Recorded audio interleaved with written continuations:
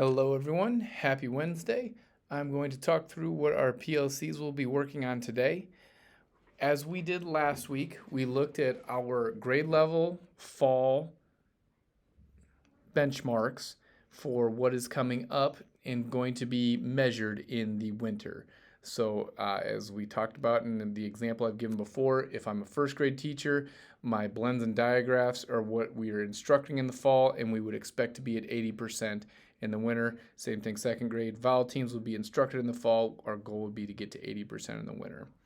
Big picture, like we have also discussed, it should not be a super big surprise to us how close we get to 80% for blends and diagraphs, for example, in the winter screening, because that should be something we are assessing on continuously. So, as we looked at those four questions, if I were a first grade teacher, and I'm looking specifically at this row here, but what do we need? What needs to be addressed, and how do we know?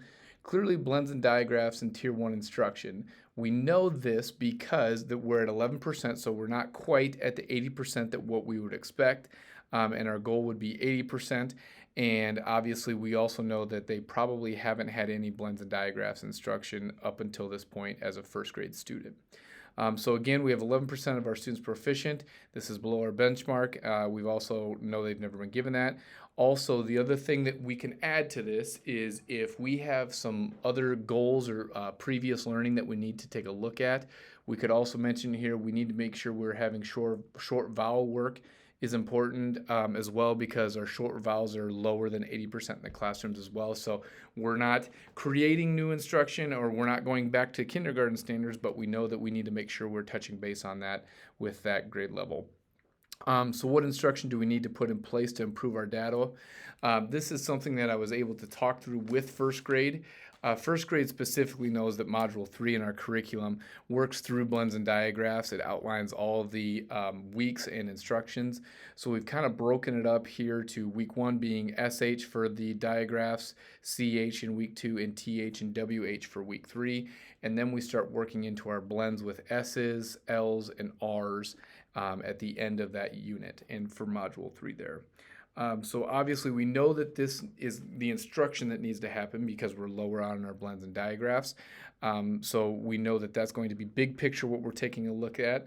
What support do we need to incorporate this? So we're going to obviously need to create a common formative assessment to determine how are we doing, what's this benchmark, what's our dipstick measuring tool that we're going to use to make sure that we're getting closer to 80%. Like I said, that should not be a surprise to see if we're below 80% or at or above 80% by the time we get to data wall for that benchmark in the winter. So they will also need some time to collaborate. So how do we know if our data is improved? Growth for each of the week's blends. I could have gone a little bit more in depth in here, but I wanted to really get to our common formative assessment. So what first grade has done with their common formative assessment, we know week 1 and week 2 is going to be SH and CH here.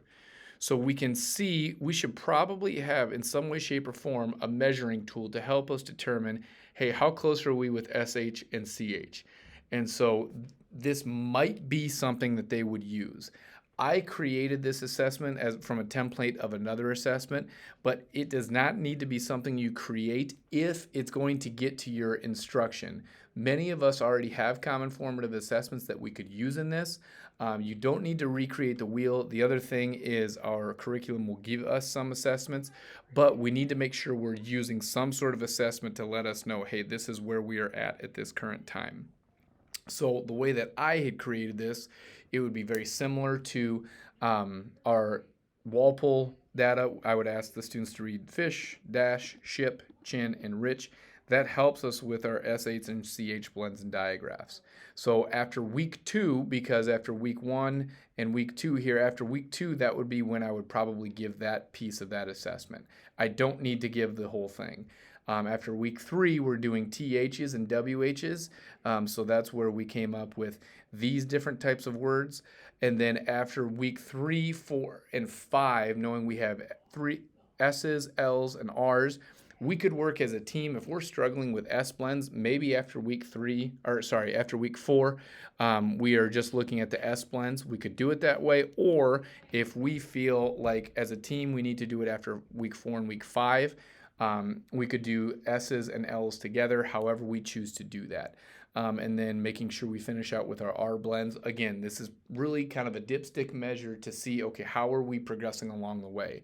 And if I have some students who are struggling with these S blends, I can utilize that data to help me in small groups. Maybe when we're moving on to L's, I'm also working with some S blends for that group to help make sure that they're getting to benchmark.